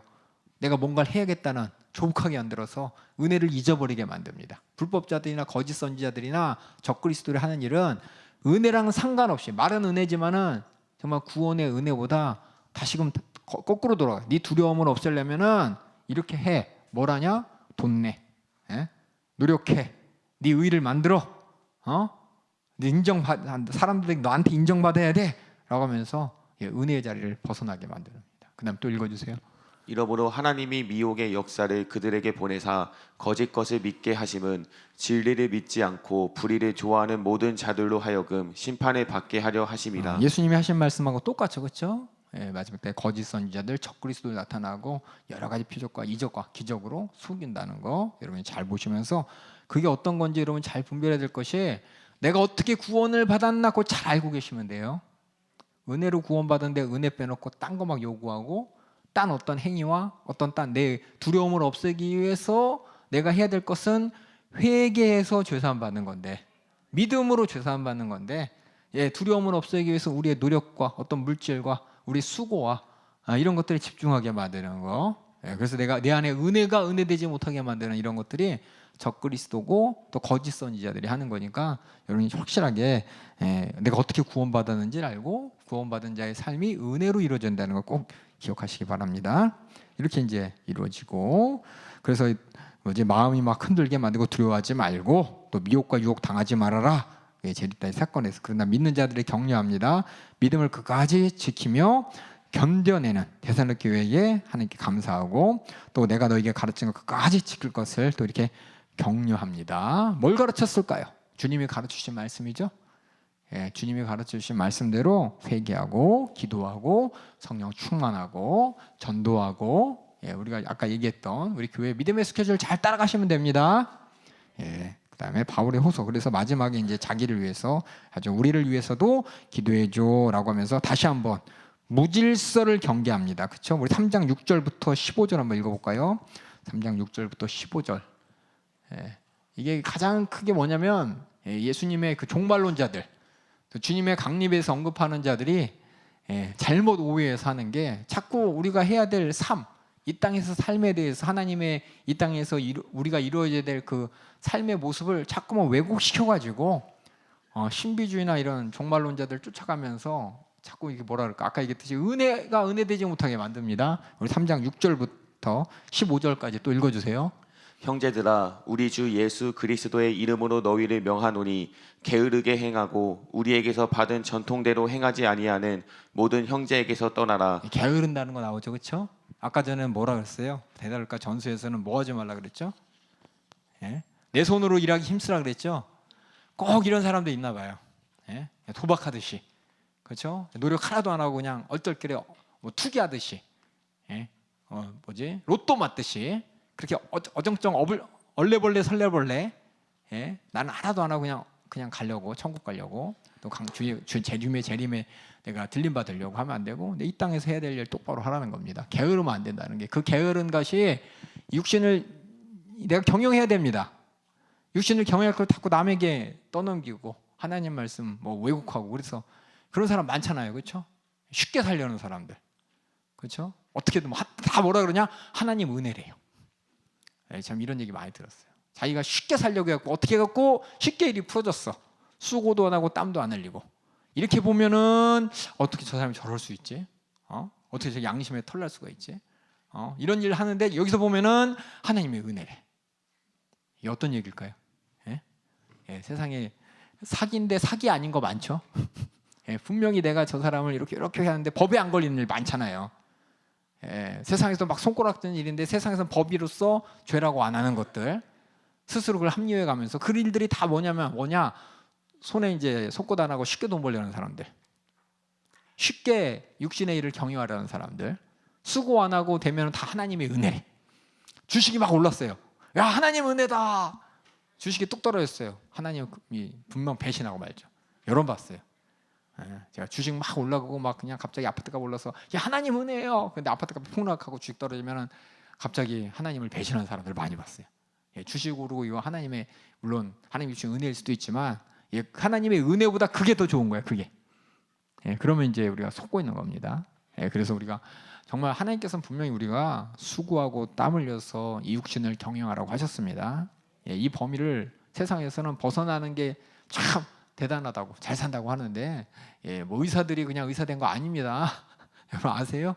돈 많이 버는 사람들이, 진짜 정직하게 돈 많이 버는 사람들은 수고 엄청 해. 우리가 생각할 수 없는 엄청난 노력을 해가지고 이렇게 보이지 않는 데서 해서 돈 버는데, 가만히 보면 되게 쉽게 번 것 같아서 나도 쉽게 어떻게 안 될까 고생만 하면은 안 되는 거예요. 그다음에 또 읽어주세요. 어떻게 우리를 본받아야 할지를 너희가 스스로 아나니 우리가 너희 가운데서 무질서하게 행하지 아니하며 누구에게서든지 음식을 값없이 먹지 않고 오직 수고하고 애써 주야로 일함은 너희 아무에게도 폐를 끼치지 아니하려 함이니 우리에게 권리가 없는 것이 아니요 오직 스스로 너희에게 본을 보여 우리를 본받게 하려 함이니라. 우리가 너희와 함께 있을 때에도 너희에게 명하기를 누구든지 일하기 싫어하거든 먹지도 말게 하라 하였더니 우리가 들은즉 너희 가운데 게으르게 행하여 도무지 일하지 아니하고 일을 만들기만 하는 자들이 있다 하니 이런 자들에게 우리가 명하고 주 예수 그리스도 안에서 권하기를 조용히 일하여 자기 양식을 먹으라 하노라. 형제들아 너희는 선을 행하다가 낙심하지 말라. 누가 이 편지에 한 우리 말을 순종하지 아니하거든 그 사람을 지목하여 사귀지 말고 그로 하여금 부끄럽게 하라. 그러나 원수와 같이 생각하지 말고 형제같이 권면하라. 데살로니가 교회에 그런 사람이 많이 있었나 봐요. 주님의 재림에 대해서 난 주님을 재림을 기다리는 사람이야 라고 하면서 이렇게 손가락만 쪽쪽 빨면서 이런 사람이 있었기 때문에 이렇게 썼겠죠. 여러분 이런 부분에 대해서 그런 데가 얘기가 있었어가 아니라 지금 우리가 오해하면 안 돼요. 이런 거 오해하게 엄청나게 많이 만드는 사람들이 있어서 그 당시에도 있었고, 여러분 다 잘 확인해 주시기 바랍니다. 이렇게 마지막 때에 우리가 정말 마귀에게 예수님이 하신 말씀 그대로, 그렇죠? 예수님이 하신 말씀만 오해하는 사람들은 어떻게 했냐? 마지막 때 그럼 아무것도 하지 말아라 이렇게 돼버린 줄 알아. 착각해요. 그런 것이 초대교회에 있었기 때문에 이렇게 재림을 기다리면서 그 가운데 내가 이 땅에서 어떻게 살아야 되는지 데살로니가 전후서를 통해서 이렇게 우리 함께 읽어봤습니다. 다시 한번 여러분이 댁에 가셔서 숙제가 데살로니가 전후서 읽는 거니까는 한번 잘 읽어보세요. 데살로니가 상황이 어떤 상황이냐? 정말 바울이 하라는 대로 참 칭찬할 만큼 신앙생활을 잘하는데 뭔가 이게 문제가 있는데 주님 오신대 그러면서 아무것도 안 하려는 사람이 많았다는 거예요. 그러니까 잘 그런 거 생각하면서 읽어보시고, 우리 디모데 전서, 디모데 후서, 디도서를 목회 서신서라고 합니다. 서신서에 보면 이름이 바울이 누가 받느냐에 따라서 이렇게 이름이 결정되는데 로마 교회에게, 고린도 교회에게, 또 에베소 교회에게, 데살로니가 교회에게라고 하는데 특별히 특정한 사람, 우리 디모데와 디도라는 자신의 제자죠. 함께 사역했던 제자들에게, 동역자면서 제자들에게 이렇게 썼던 편지를 보면서 바울이 어떤 심정과 마음으로 목회했는지도 알 수 있고, 또 당부하는 내용을 통해서 교회 안에서 일하는 모든 문제라는 질서를 어떻게 운영해야 되는지 이렇게 목양하는 자에게 이렇게 쓴 책입니다. 주로 이제 디모데 전후서는 특별히 바울의 유언 같은 책이라고 해서 자신이 유언을 디모데에게 나누듯이 이렇게 쓴 책이라고 합니다. 그래서 바울생의 말기에 기록한 책이고, 에베소 교회에서 목양하는 디모데에게, 또 글에 대해서 목양하는 디도에게 당부의 말을 통해서 교회의 문제, 또 교회의 문제 해결에 대해서 얘기하고 있습니다. 그래서 이 세 편의 편지는 특별히 영혼을 돌보고, 또 세상 가운데 교회, 세상 가운데 교회가, 또 하나님의 백성들이 어떻게 바르게 행할 것에 대해서 당부하는 말입니다. 이제 시기가 언제냐면 주 62년 로마에서 석방된 이후, 이게 뭐냐면 사도행전 28장 끝 이후에 바울이 석방이 됩니다. 3차 선교까지 끝나고 바울이 로마로 잡혀갔던 바울이 풀려난 다음에 4차 선교 여행 하면서 이제 편지를 보내는데, 성경에는 사도행전은 기록되지 않지만 로마서에서 분명히 로마 교회에게 내가 너희한테 갈 텐데 너희가 나를 스페인으로 보내줘 이런 말 하잖아요. 그것처럼 그 위에 바울이 로마 교회에 갔다가 스페인에 이르렀고, 그 다음에 다시 동쪽에 그레데, 다시 에베소, 마게도냐, 밀레도, 또 고린도, 다시 드로아 이런 지역을 통해서 움직였다는 것을 우리 디모데전서와 디도서를 통해서 우리가 알 수 있습니다. 그러고 나서 다시 로마에 툭 떼었을 때 이제 순교를 앞두고 마지막 디모데 후서를 기록한 사실을 바라봅니다. 디모데 후서에 보면 사슬에 매였다는 것을 암시하면서 감옥에 갇혔구나라는 걸 알 수 있습니다. 그러면서 마지막에 로마 황제의 네로 있죠, 네로 잘 알고 있죠. 네로의 광기 어린 재판, 정당한 재판에 순서 없이 그냥 참수형으로 순교당하는 바울, 그 전에 바로 직전에 쓰인 것이 디모데 후서고, 디모데 전서, 디모데 후서 함께 보도록 하겠습니다. 여기 보면 디모데에게 바울의 권면이 뭐냐면, 기록 배경이 메시지 에베소에서 머물라라고 하는 것처럼 에베소에서 지금 목양하고 있다는 걸 알게 되고, 항상 얘기했지만은 거짓 교사가 많아요. 거짓 교사. 진짜 예수 믿는다고 교회라고 하지만, 복음이라고 하지만 여러분들이 잘 분별하지 못하면 속아요. 거짓 교사 다 예수 얘기예요. 다 성령 얘기하고 다 계시 받았대. 다 하나님 뜻이래요. 근데 이걸 어떻게 분별할 것이냐, 여러분들. 뭐 목사님이 분별해 주잖아요. 근데 목사님이 분별 못 해갖고 뭐 산업국이기 때문에 교회 전체가 신천지로 홀라당 넘어가기도 하고. 이게 뭐냐면 모든 성도들이나 사람들이 하나님 말씀과 하나님의 의도와 그걸 정확하게 알아야 돼. 먼저는 복음에 대해서 정확하게 알고 있어야 되고, 두 번째는 내가 어떤 구원이 어떻게 이루어졌는지, 그 구원해 주신 하나님의 은혜에 대해서 정확하게 알아야 되는 것이고, 또 하나님 말씀이 우리에게 어떻게 적용되는지에 대해서 정확하게 알려면은 성경을 그냥 읽는 게 아니라 배경하고 같이 읽으셔야 돼. 문맥하고 같이. 전체적인 하나님의 구속의 역사 가운데 예수님이 왜 오셨는지, 예수님을 통해서 이루어진 예수님의 복음을 듣고 세워진 이 교회가 무슨 일을 해야 되는지, 또 교회 안에서는 우리가 어떻게 신앙생활하고 하나님 말씀 어떻게 분별해야 되는지. 대부분 이제 이렇죠. 목사님이 시킨 대로 하면 돼. 맞아요. 그렇죠? 근데 그 목사님이 정말 신앙생활을 정말 성령 충만하신 목사님인지, 다 모든 교회가 다 그래. 다 자기가 성령 충만하고 다 자기가 계시 받았다는데, 이걸 어떻게 분별하느냐? 어떤 분들은 그래요. 이적과 표적을 보면 되지 않냐고. 이적과 표적 다 거짓 선지자들도 나타낸다고 분명히 예수님께서도 말씀하시고 데살로니가 전후서에도 얘기하고 있습니다. 뭐냐면 결국 예수님에 대해서 우리가 정확하게 알아야 돼요. 예수님을 통해서 하나님의 뜻이 무엇인지 정확하게 알아야 됩니다. 하나님께서 우리에게 주신 창조의 질서가 무엇인지 알고 구원받은 자로서의 질서가 무엇인지를 정확하게 하나님은 분명히 말씀을 통해 가르쳐 주셨는데, 그 바탕 안에서 모든 말씀이 다 일관성 있게 우리가 이해가 돼야 되는데, 어느 부분이 쑥 빠져버리면 이제 당하는 거예요. 이단들에게, 신천지에게 당하듯이. 신천지가 얼마나 자기들이 성경적이라 그런지 몰라. 구원파도 얼마나 자기네들이 성경적이라는지 몰라요. 모든 이단들이 다 뭐냐? 우리만 성경적이라는 거예요. 우리만 하나님의 진리를 가졌다 그러는 것이고. 그럼 하나님의 진리가 뭐고? 말씀이 성경에 기록된 글자가 아니라 그 글자 속에 하나님께서 주신 의도를 알아야 되는 것이고, 문맥 가운데 잘 적용을 해야 돼요. 적용해야 될 부분에 이 말씀을 가지고 적용해야 되는데, 엉뚱한 말씀 갖고 적용해가지고 엉뚱한 결과를 낳는 게 많습니다. 여러분들이 그래서 바울에게도 뭐냐면 계속 강조하는 게, 하나님 말씀에 대해서 분명히 강조하고, 그 말씀 우리가 읽음에 있어서 하나님을 오해하면은 오해한 대로 읽어요. 그렇죠? 내가 저 사람을 내가 잘 안다고 하지만 잘 모르니까는 저 사람이 하는 말을 오해해서 어떻게 돼요? 문제가 생기잖아요. 저 사람은 절대 그런 오의도로 얘기한 게 아닌데 나 혼자 오해해서 왜 저런 말 하는지 몰라 그래서 오해합니다. 그러니까 여러분들이 우리 담임 목사님도 우리 교회도 뭐 이단십이다 어쩌고저쩌고 한 거 많았잖아요. 그렇죠? 그게 뭐냐면 담임 목사님의 설교가 처음부터까지 다 들으면은 이게 성경적인데, 그 안에 설명하기 위해서 한 표현들만 딱딱 끊어가면서 이거 이상하지 않냐라고 하면서, 이게 뭐냐면 우리가 사람들도 말 오해하는 것처럼 그런 오해들이 쌓인 거예요. 그래서 우리가 하나님 말씀을 창세기부터 요한계시록까지 다 외우지 못할지라도 그 안에 나타난 하나님의 의도를 잘 아셔야 돼. 가장 큰 의도가 우리 교회의 제일 큰 캐치프레이즈가 뭡니까? 그렇죠? 그거 잊어버리면은 각자 자기 마음대로 해석해요. 그래서 여러분들이 그런 부분에서 잘 보시고, 그래서 붙게 다시, 그래서 이제 비록 배경 거짓 교사 항상 나와요. 다른 복음을 전하며. 다른 복음이 뭘까요? 한편으로는 두 가지예요. 복음이 다른 복음이라는 게 극단적으로 하나는 뭐냐면 신비주의고, 하나는 뭐냐면 율법주의예요. 은혜를 잊어버린 게 은혜 말고 우리는 율법대로 이렇게 해야 된다, 해야 된다, 해야 된다, 해야 된다면서 하나님의 은혜 없이 우리 의를 드러나게 만드는 율법 중심적인 가짜 복음이 있고, 또 하나는 뭐냐면은 야, 우린 자유해, 구원 받았잖아. 하나님이 거룩하길 원하는데 거룩하길 원하는 하나님의 뜻이 아니라 우리에게 자유해 주셨다고 막 남용하는, 뭐 하나님은 사랑의 하나님인데 뭐 그러면서 남용하게 만드는 그런 가짜 복음. 그러니까 여러분들이 잘 그 안에 지키셔야 돼.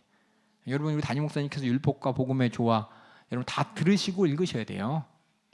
하나님의 뜻이 율법과 복음 가운데 율법만 강조하게 되면은 율법주의가 되는 것이고, 율법을 제외하고 은혜만 자유만 강조하게 되면 이게 뭐냐?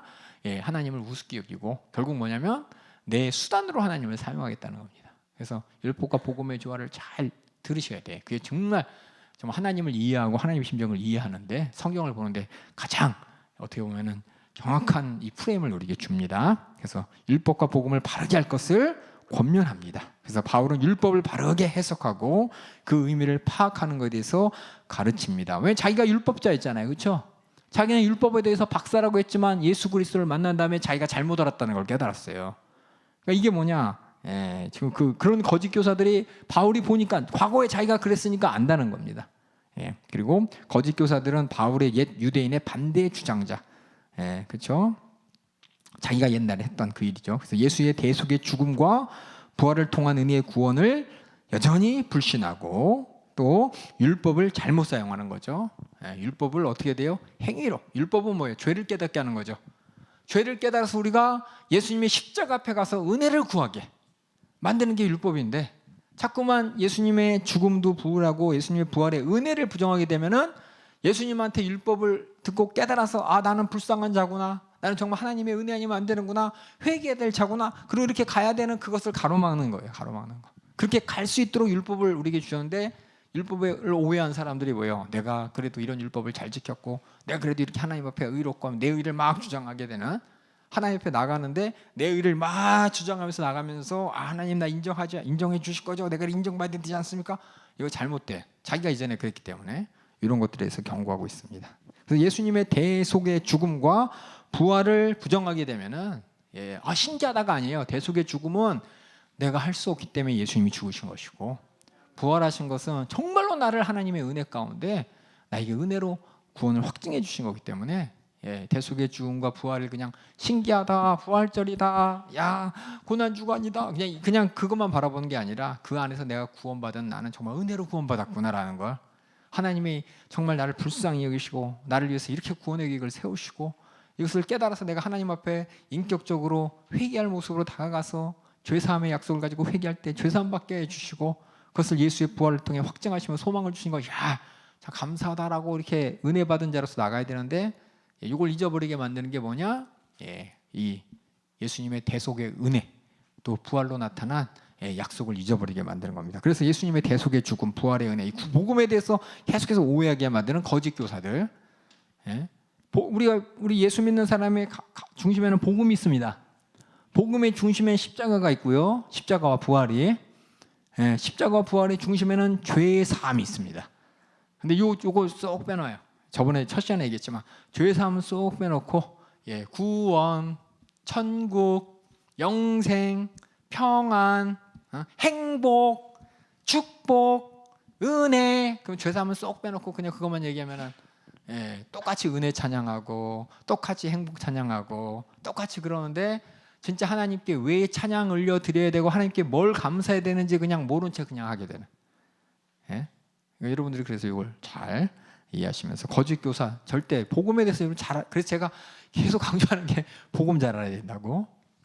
이거 제대로 모르니까 이단한테 휩쓸려 가는 거예요. 다 신앙생활 10년 했습니다, 20년 했습니다, 기도생활 20년 했습니다 하더라도 쭉 보면은 복음에 대해서 오해한 사람들이 나중에 이단에 가고 종착지를 딱 잡아서 엄마 거긴 정확하게 뭐 하라고 하거든요. 정확하게 뭐 해야 되냐 마지막 때 우리 이성에 맞게 다 팔고 오라는 거예요. 다 팔고. 그때가 진짜가 이 땅에서 아무 소용 없다는 거예요. 우리가 영혼의 때를 위하여 살지만 육신의 때 열심히 수고한 대로 살아야 돼. 거기서는 영혼의 때를 위하여 육신의 것은 아무 소용 없습니다 라면서 이원론으로 나간다고요. 이런 거 속지 않도록 잘 우리 복음을 알아야 됩니다. 이렇게 여러 가지 가짜들 반대에 직면한 디모데에게 4번이요. 자신이 전에 복음에 반대했던 경험을 쫙 상기시키면서 그렇지만 하나님은 자비를 베푸시기 때문에 하나님은 우리를 지켜주시고 우리에겐 소망이 있다고. 그래서 집중해서 우리가 할 일이 뭐냐? 2장에서는 기도와 예배 집중하자. 3장에서는 교회 직분자들이 하나님의 심정과 마음을 아는 정말 직분을 감당할 수 있는 직분자가 되어야 된다 라면서 3장에 직분자의 높은 기준을 얘기하고 4장에서는 확실히 알아가지고 이단을 확실히 거짓을 확실히 알고 분별해야 된다고. 5장에서는 뭐냐? 마땅히 해야 될 일.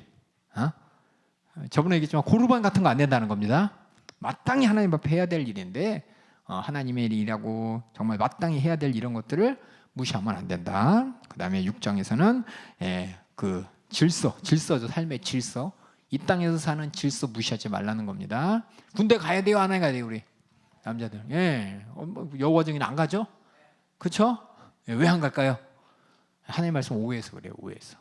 군대 마땅히 가야죠. 세상의 질서 가운데 내가 내 가정 지키고 내 나라 지키고 그렇죠? 그래야지 누군가는 나와 싸워야 될 거 아니에요.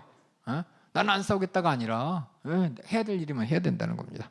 그리고 거짓 교사와 그의 가르침에 경고하면서 마지막으로는 개인적으로 바울에게 돈 조심하라고. 돈을 사랑과 일만하게 뿌리라고. 돈 사랑하지 말아라. 그리고 직면한 혼란이 있다. 이 혼란은 교회 안에 혼란이 있고 밖에서 오는 어려움이 있어요. 이 가운데서 힘있게 소명을 완수해라 라는 것이 이 마지막 권면입니다. 그래서 이렇게 디모데전서 개인적으로 이렇게 얘기했고 그 다음에 또 한번 그 내용을 다시 한번 살펴볼게요. 특별히 목양하는 사람으로서 바울에게 제대로 가르쳐라고 강조합니다. 제대로. 다른 서신서하고 목양 서신서, 바울의 여러 가지 서신서 있죠.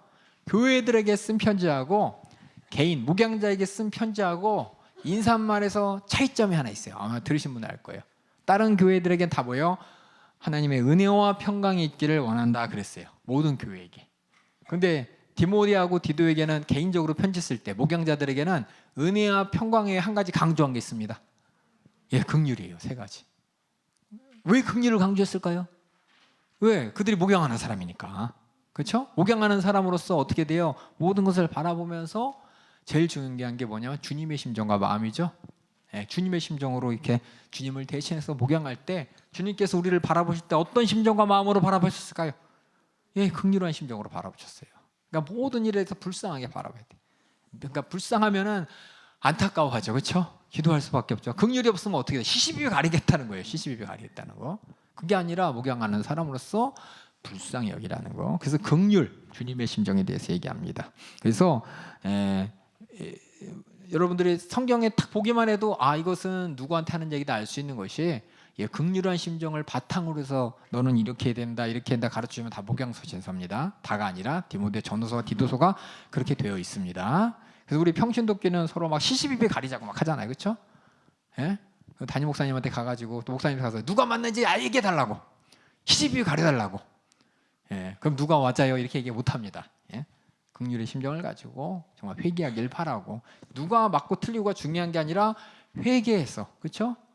모두가 다 주님 안에서 하나 되는 게 중요한 것이고 서로 부딪히는 게 않고 화목한 것이 중요한 것이기 때문에 그래서 한번 보세요. 긍휼이 다 있어요. 디모데전서, 디모데후서, 디도서 보면 은혜와 평강과 긍휼이 은혜와 긍휼과 평강이 있을지다. 긍휼을 가운데 딱 심어놨습니다. 그래서 바울이 디모데에게 이제 첫 번째 하는 말이 다른 교훈 조심해.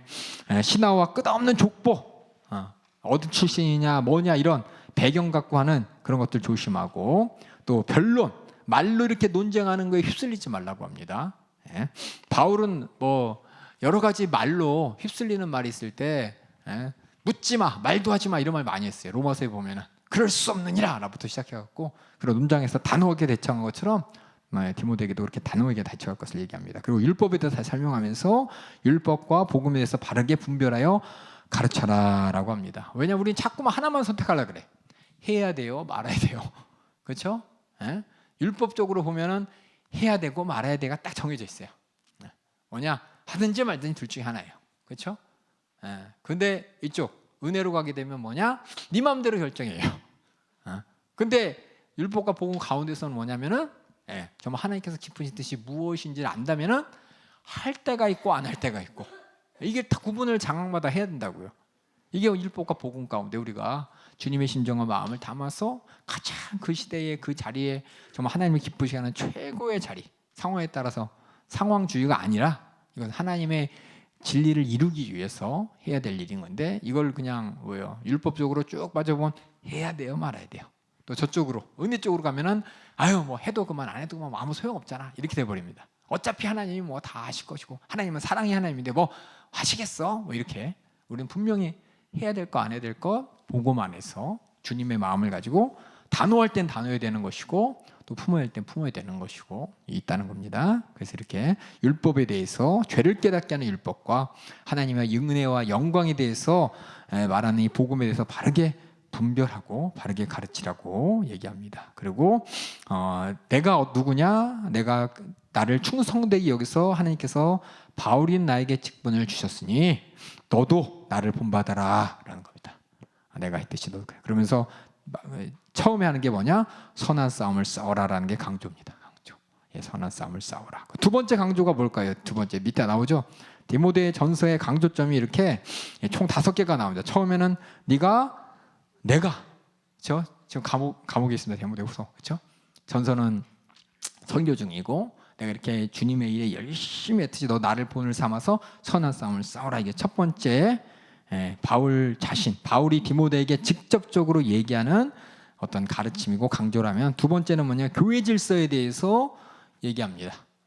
교회 질서에 대해서 기도에 대해서 하면서 남자들은 이렇게 기도하고 모든 사람을 위해서는 또 이렇게 기도하라라고 하면서 기도에 대해서 가르치고 두 번째 여자에 대해서는 종용해라. 교회 문제지 말고 좀 참아 있으라. 모든 여자가 아니라 그런 여자가 있어서 그래요.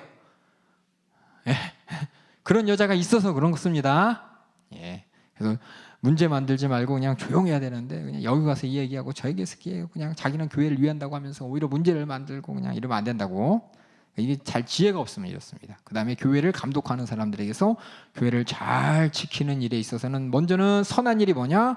하나님이 기뻐하시는 일을 사모하고 또 마귀에게 틈을 주지 않도록 주의하라 라고 하면서 교회 질서 가운데 하나님의 편에 서야지 마귀 편에 서면 안 된다고. 이게 집사들을 뽑을 때도 이렇게 뽑아야 된다라고 하면서 바울이 교회 질서에 대해서 강조를 하면서 하나님의 집, 이거 우리 집이 아니죠. 하나님의 질서를 이루어야 되죠. 하나님의 교회는 하나님의 질서를 이루어야 되죠.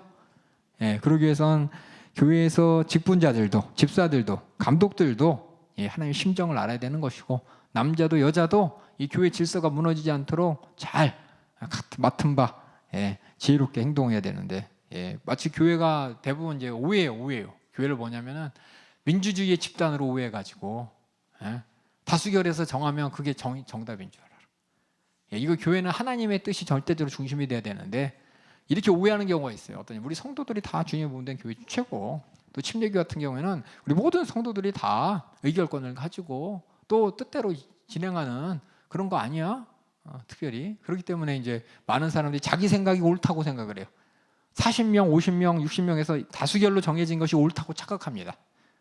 다른 교회들은 그래요. 다른 교회들은 어떤 교회들은 모여서 투표해가지고 모든 걸 결정하잖아요. 그러니까 투표 가운데 이루어지는 하나님의 역사와 이것을 결정하는 사람이 다 하나님의 심정과 마음으로 결정해야 되는데 그런 사람 없는 사람들 다 그냥 한 표씩 다 줘가면서 하자고 해갖고 교회가 그냥 산으로 가는 교회가 많이 있습니다. 그러니까 중요한 건 하나님의 질서는 하나님의 뜻을 아는 사람들이 정하는 거예요. 근데 하나님의 뜻을 잘 모르는 사람인데 그냥 교회 오래 다녔기 때문에 그냥 한 표 주고 발언권 주고 이러면서 문제가 많이 나타나기 때문에 이런 것들을 조심하라고 하나님의 질서를 지키라고 얘기하고 그 다음에 아까 얘기했듯이 세 번째 강조점은 거짓 교사 조심하라고 그렇죠? 맞서 담대하게 가르쳐라.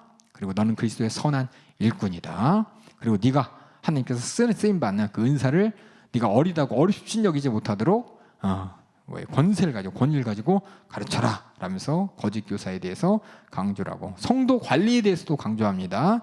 모든 사람들이 예수님의 가족인 것이기 때문에 과부들 잘 보살피고, 장로들 나이 들은 사람들 잘 보살피고, 그래서 편견 없이 이것을 잘 살펴라. 그래서 공의롭고 공평하게 해라 라고 있습니다. 성경에 보면은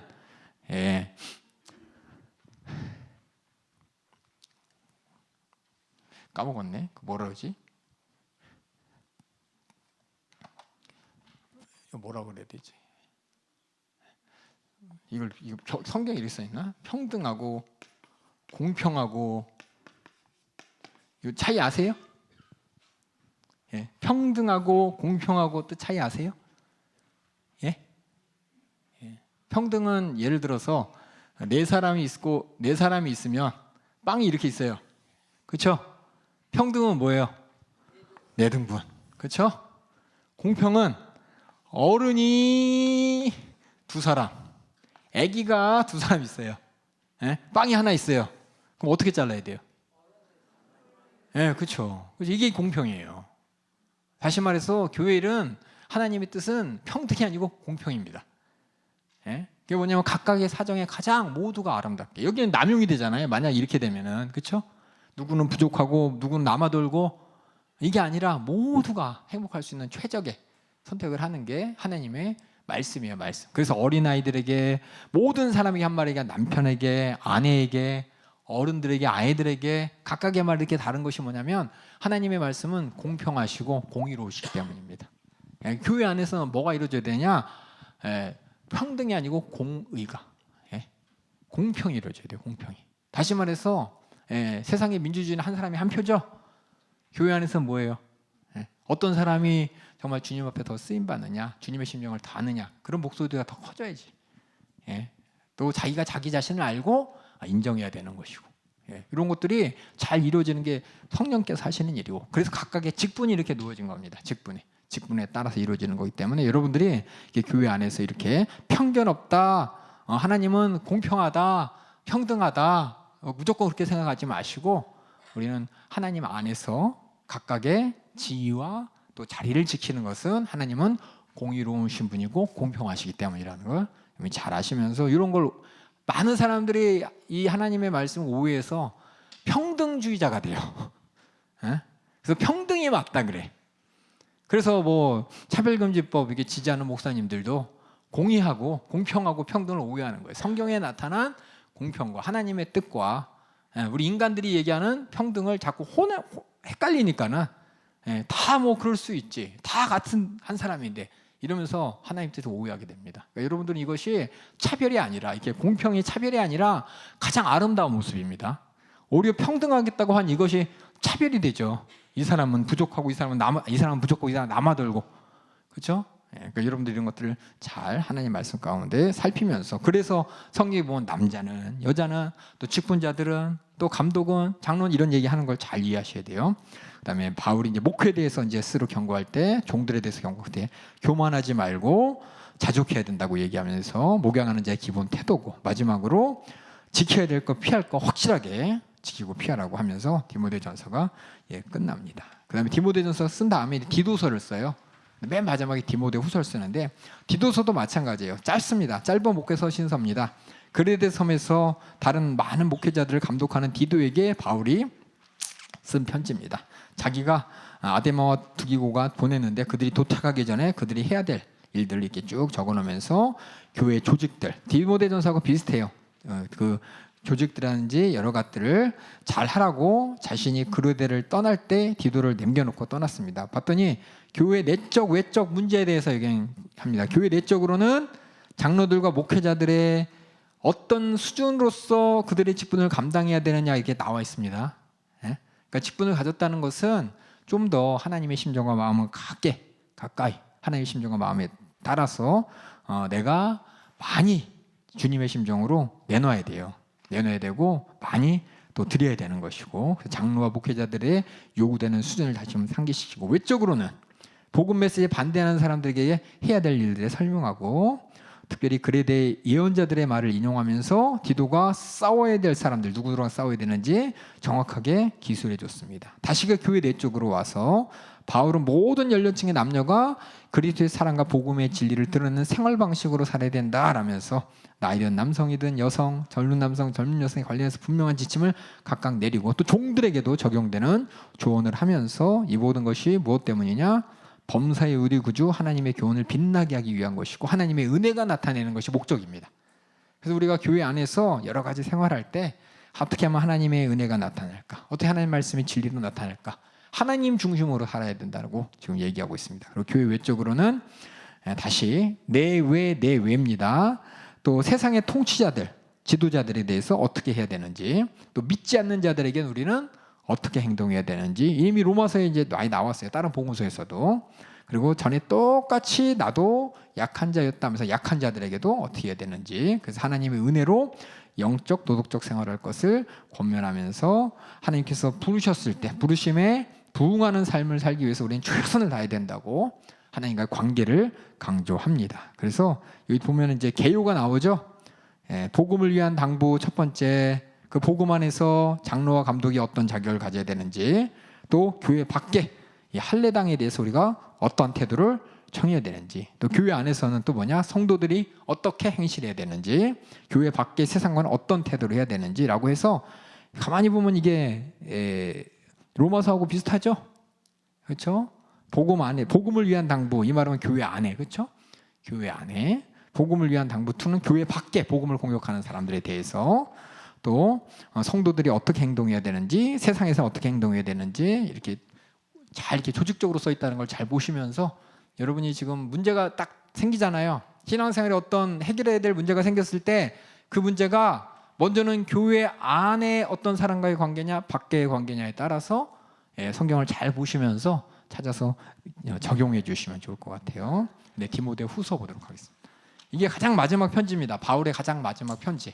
그러니까 유언 같은 편지죠. 감옥에서 쓴 편지입니다. 그래서 감옥에 있었기 때문에 바울은 고난에 대해서 언급을 합니다. 그래서 바울은 디모데에게 먼저는 감사하면서 내가 이런 고난에 동참하는 것, 너도 이런 고난에 동참하라라고 권면합니다. 무엇을 위한 고난이냐? 복음을 위한 고난. 어떠한 희생이 따르라도 정말 그 가치가 있다는 겁니다. 충성하라는 권면을 하면서 뭐라 그러냐? 그리스도의 좋은 군사라는 얘기가 여기서 나오는 겁니다. 그래서 고난을 견뎌서 복음을 이루어야 된다는, 그래서 이 고난을 견뎌야 된다 이 말을 맨 처음 사람들이 오해하는 게 뭐냐면 참고 견디고 그냥 어떤 금욕주의, 금식을 금욕주의를 하시는 분들 있죠. 저가 그랬습니다. 제가 참는 걸로. 금식은 참는 거야. 참는 거. 배고프지만 참고 끝날 때만 기다리면 돼. 그렇죠? 저번에 얘기했지만 11시 50분부터 물을 올려놓고 라면 3개 끓여 먹을 준비하는 이런 금욕주의로 금식을 하는 게 아니라 우리 우리가 고난에 대해서 뭐냐, 그렇게 우리가 막 참아내는 게 아니야. 그냥 나중을 보면서 그냥 참아내는 게 아니라 그 순간순간도 뭐냐, 주님이 내게 주신 은혜를 기억하고 은혜에 동참하는 겁니다. 그래서 사랑의 메인 주의 종으로서, 여기 이제 금욕주의가 아닙니다. 참아내고 그냥 내가 참고 이렇게 견뎌낸 그것을 내가 의로 주장하는 게 아니라, 그렇죠? 이렇게 내가 고난을 견디고 이러는 것이 결국 나중에 더 큰 열매를 바라보면서, 그래서 훌륭한 운동선수처럼, 열심히 일하는 농부처럼, 또 고난을 견디는 좋은 군사처럼 예수님을 따라서, 그리고 종으로서 마땅히 해야 될 일이다 라고 하면서 이렇게 고난을 견디는 것이 마땅한 거랍니다. 참아내는 게 아니라 주님의 고난에 동참함으로 말미암아 주님의 영광의 소망을 보는, 부활의 영광의 소망을 보는 것, 여러분 말씀드렸죠. 그리고 고난에 대해서 이렇게 얘기하고, 두 번째는 목양적 조언. 이미 앞에 얘기했지만은 먼저는 뭐예요? 거짓 교사들 계속 나오죠.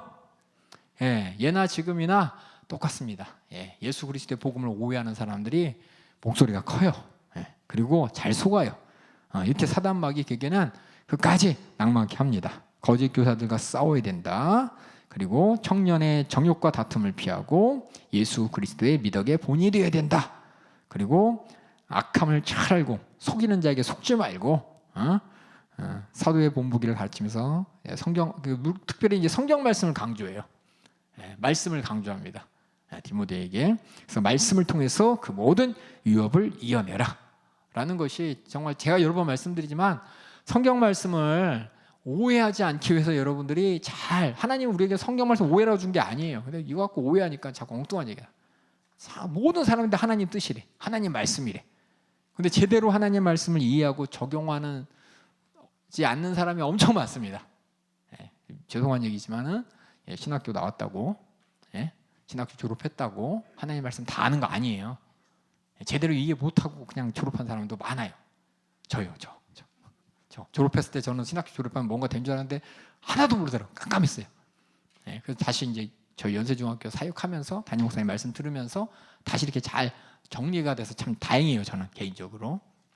만약 그러지 않았다면 성경 피면서 무슨 얘기해야 되나 성경 구절 놓고 내 생각 다 때려 부어서 막 엉뚱한 얘기했을 것 같아요. 그러니까 여러분들이 하나님 말씀에 가장 우선순위가 뭐고 그 프레임이라든지 공격이 뭔지 그걸 잘 아시면서 여러분들이 적용을 하고 또 그걸 이해를 하셔야 돼요. 그래서 성경은 계속 강조해요.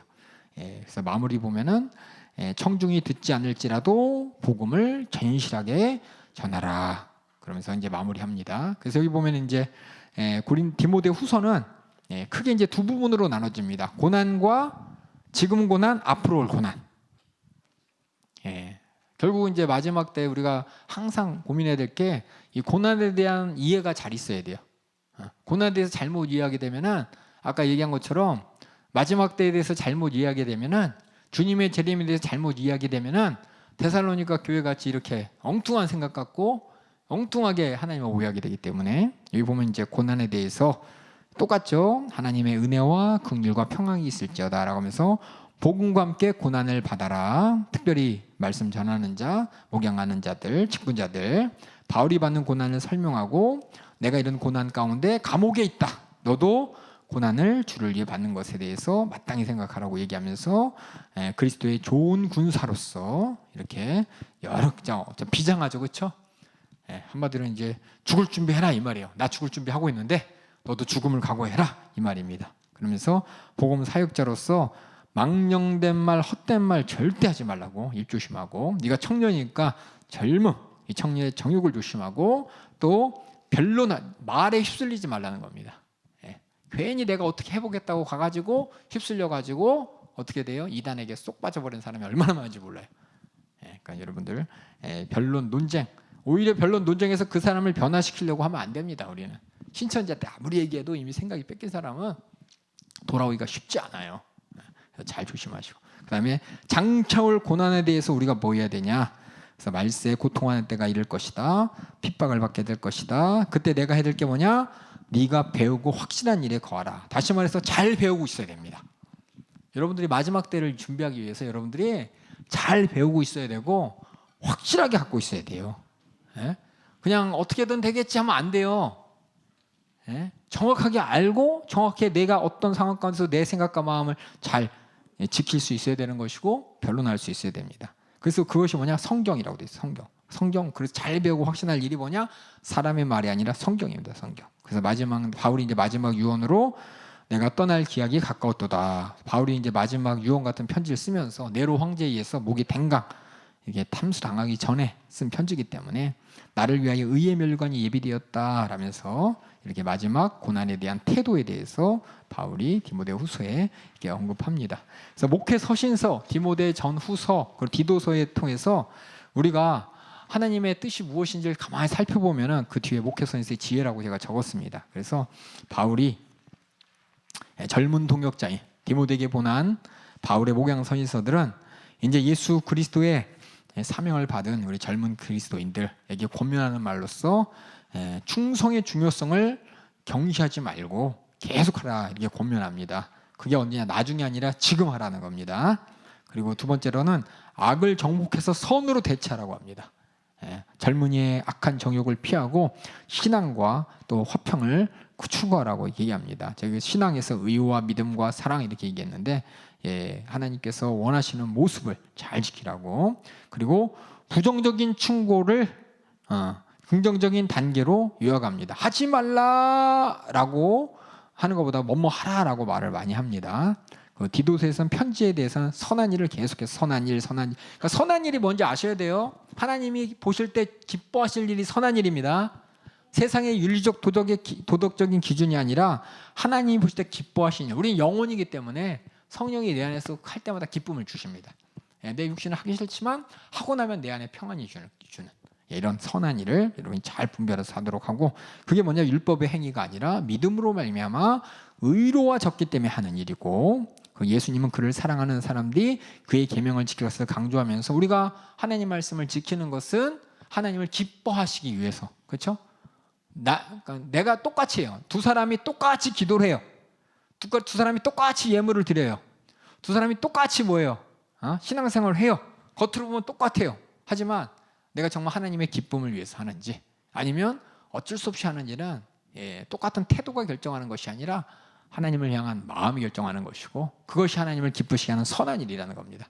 그러니까 나는 선한 일을 했어, 기도했잖아가 아니라 진짜 내가 왜 기도해야 되는지를 알고 하나님이 받으실 만한 기도를 했을 때 기뻐하는 것이지, 기도 시간 채웠으니까는 뭐 괜찮겠지라고 하는 거 하나님이 기뻐하지 않으십니다. 그러니까 여러분들 그렇게 하나님의 선한 뜻은 하냐 하지 않냐가 아니라 하나님을 향한 나의 인격적인 표현이 됐냐 아니냐입니다.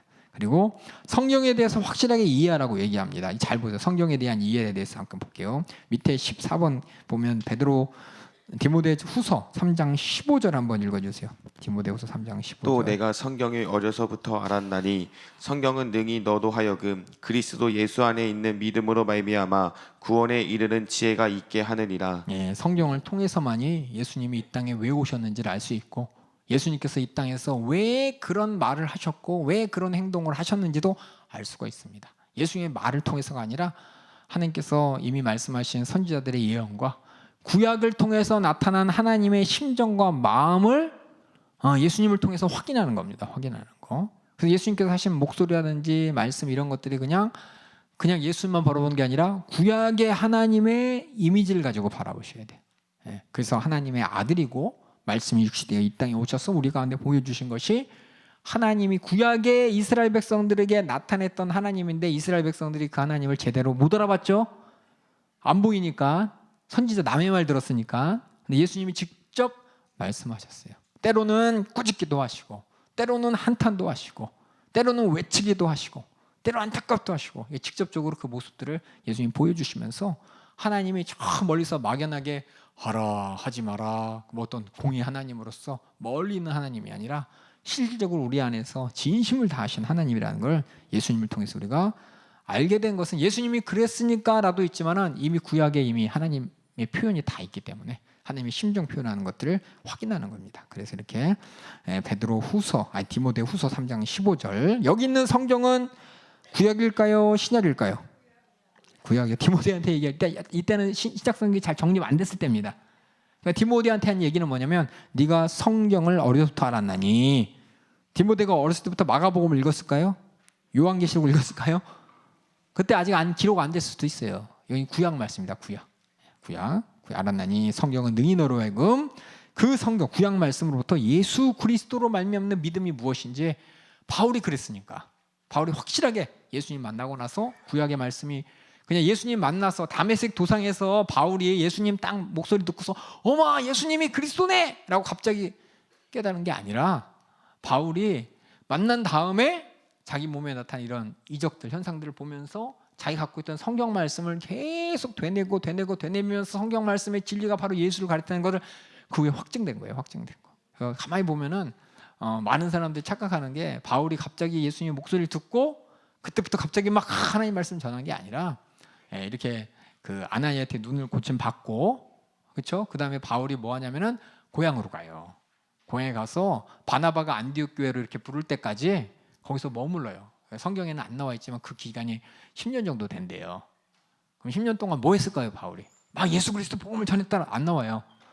뭐였냐면 자기가 알고 있던 구약의 율법과 구약의 말씀들이 절적이 예수님을 가리키고, 예수님의 가르쳐서 내가 가져야 될 믿음이 무엇이냐, 하나님이 원하는 게 무엇인지를 확실하게 알게 되었기 때문에 거침없이 전할 수 있었던 것이 그런 과정이 있었다는 겁니다. 그러니까 여러분들이 그런 과정, 그러니까 바울에게 지금 디모데에게도 얘기하는 거죠. 네가 어렸을 때 들었던 성경, 그 성경을 통해서 네가 예수 그리스도를 통해 우리에게 주시고자 하는 그 믿음이 무엇인지, 하나님이 우리에게 요구하시는 그런 관계가 무엇인지를 확실히 알게 되는 그 지혜가 구약 말씀을 통해 이루어진다고 얘기합니다. 그런데 구약 말씀만 성경이 아니라 베드로 후서에 보면은 바울의 서신서도 하나님 말씀처럼 초대교인들이 받아들였어요. 성경이 다 완성된 것은 여러분이 알겠지만은 예수님 돌아가시고 나서 거의 한 100년 한참 있을 때, 그때 이제 그 뒤에 하나님께서 성경을 이렇게 모아갖고 신약이라는 것을 우리 인류에게 주셨어요. 여러 사람의 손길을 통해서. 그리고 확정이 됐습니다. 하나님의 섭리고 하나님의 역사예요. 구약도 마찬가지고 처음부터 하나님께서 구약은 자 39권이야 가르쳐준 게 아니라 하나님 주신 말씀들을 하나님께서 섭리 가운데 모아서 39권을 우리에게 주신 것 같듯이, 또 신약도 초대교회 예수님 돌아가셔서 한 100년 뒤에 여러 가지 서신서들 사도들의 글을 모은 다음에 이건 정말 우리에게 주신 하나님의 목소리라고 하나님께서 여러 사람의 손길을 통해 확정해 주시고 지금까지 전해 주셨습니다. 그래서 초대교회 때는 뭐냐, 구약만 성경이라 그랬지 바울 서신서라든지 뭐 마가복음 이런 건 듣지도 못한 사람들도 많이 있었어요. 글로 돼 있기 때문에 받은 곳에서만 들었지 듣지 못한 사람도 많았다고요. 다 구전으로 들었지. 이게 기록된 것이, 근데 바울이 뭐냐, 쓴 편지들을 초대교인들에게 돌려 읽었대요. 그러면서 그것이 뭐냐, 하나님이 주신 성경으로서의 권위를 누가 인정했냐? 베드로가 인정했어요. 베드로가 뭐냐, 바울이 너희들에게 쓴 편지는 하나님이 너희에게 주신 말씀이다라고 인정을 했어요. 우리 베드로 후서 3장 15절 16절 한번 읽어볼게요. 또 우리 주의 오래 참으심이 구원이 될 줄로 여기라. 우리 사랑하는 형제 바울도 그 받은 지혜대로 너희에게 이같이 썼고. 여기 나오죠. 바울이 쓴 편지들 너희들이 다 받았지 않냐? 베드로가 그거 하나님의 감동으로 된 거야. 하나님이 주신 지혜대로 쓴 거야. 너희들이 다 읽지 않았냐? 이렇게 얘기합니다. 그냥 또 읽어주세요.